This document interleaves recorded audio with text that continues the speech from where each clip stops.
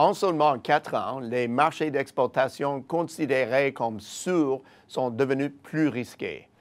Ils n'ont pas été épargnés par l'intensification récente des risques à l'échelle mondiale. En fait, de bien des façons, ils sont au cœur de cette progression des risques. Ce contexte a des répercussions tangibles, notamment une interruption des flux commerciaux et une plus grande hésitation à investir aux 4 coins du globe, qui risque de nous faire vivre un scénario à la fois déplorable et inutile, celui d'une récession mondiale. Le tableau des risques semble plutôt sombre, ce qui en incite plusieurs à se demander si la situation pourrait empirer. Tout d'abord, une mise au point. Plus de risques ne signifie pas forcément une dégradation plus marquée de la conjoncture. À vrai dire, la nature même des risques évoluera au fil du temps.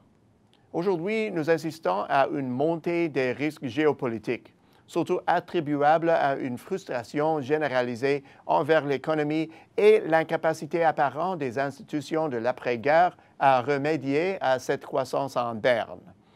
Cette conjoncture a favorisé l'émergence de dirigeants réactionnaires populaires auprès de l'électorat. Et dans le même temps, elle a aussi compliqué la vie des investisseurs. Il est en effet devenu difficile de faire des prévisions en raison des annonces incohérentes et des changements de position rapides à l'égard de politiques clés. Cet environnement n'encourage pas les acteurs à s'exposer à plus de risques pour augmenter leurs gains, mais il les incite à un retrait général en attendant que la tempête passe.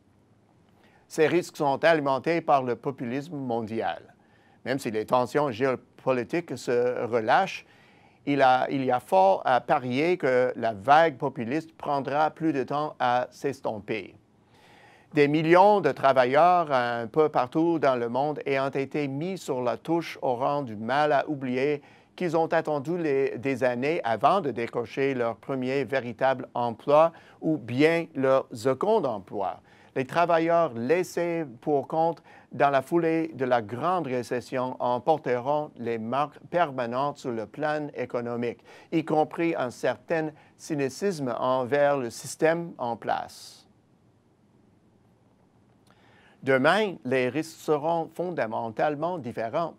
À première vue, cette déclaration n'est pas rassurante. Passer d'un ensemble de risques à un autre signifierait changer d'une situation A par une situation B identique ou pire, ce qui nécessiterait le déploiement de nouveaux outils d'atténuation des risques. Pour les entreprises, cela voudrait dire qu'on coûterait plus pour faire des affaires. C'est vrai, mais contrairement aux risques actuels, ces nouveaux risques offrent en échange des gains plus respectables, ce qui en fait des risques plus souhaitables. Et il se trouve justement que les risques de demain pourraient aider à remédier l'incidence des risques actuels, ce qui pourrait faire dire aux entreprises « on est prêt à composer avec des risques de demain ».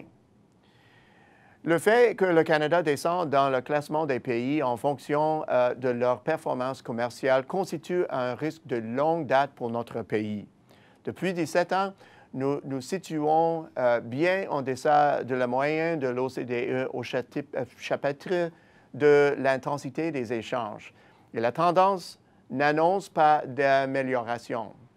En tant que nation où le commerce contribue à hauteur de 65 % du PIB, nous sommes le pays de l'OCDE le plus exposé aux turbulences qui touchent le commerce international et, par le fait même, plus vulnérable dans la situation difficile que nous connaissons. De plus, étant donné la faiblesse fondamentale de notre économie intérieure, caractérisée par des taux d'épargne élevés et un marché du logement saturé, le commerce extérieur joue un rôle essentiel dans la croissance à venir. Pour ne pas se laisser distancer sur la scène du commerce international, le Canada devra être présent sur des marchés plus risqués.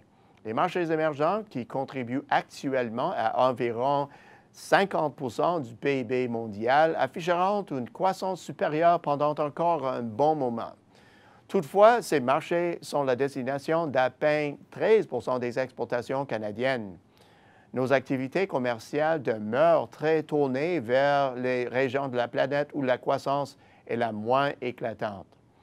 Uniquement pour maintenir notre rang actuel, nous devrons développer un portefeuille d'activités commerciales qui cible des marchés plus diversifiés et nettement moins connus.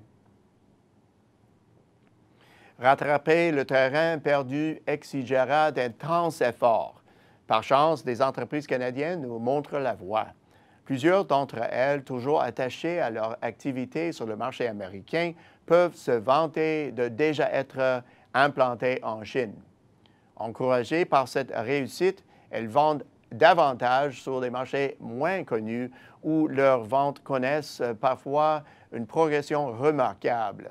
Ces entreprises ont compris l'importance de se diversifier et sont heureuses de faire connaître leur expérience à d'autres exportateurs, car elles savent qu'il existe de multiples débouchés pour les exportateurs canadiens. Que faut-il pour les saisir? Les relations sont un élément clé. Forger et cultiver ces relations est un processus long et coûteux, mais vu qu'un nombre suffisant d'entreprises canadiennes ont déjà préparé le terrain, il est possible de les suivre, d'apprendre de leurs erreurs et même de créer des co-entreprises avec elles ou d'autres compagnies bien implantées. Une fois que leurs ventes commenceront à décoller, ces entreprises devront impérativement faire trois choses: grandir pour répondre à la demande d'une manière fiable, obtenir le financement nécessaire à leur expansion et gérer des activités accrues tout en mettant en place des mesures appropriées de réduction des risques, et enfin, se doter de l'infrastructure leur permettant de livrer sans interruption leurs produits au marché de destination. Au bout du compte, la diversification des activités commerciales devient une réalité, voire une incontournable nécessité. La façon dont nous nous adaptons à cette réalité aura un effet déterminant sur la trajectoire de croissance future du Canada. Alors, qui est partant? À la semaine prochaine, c'est Peter Hall.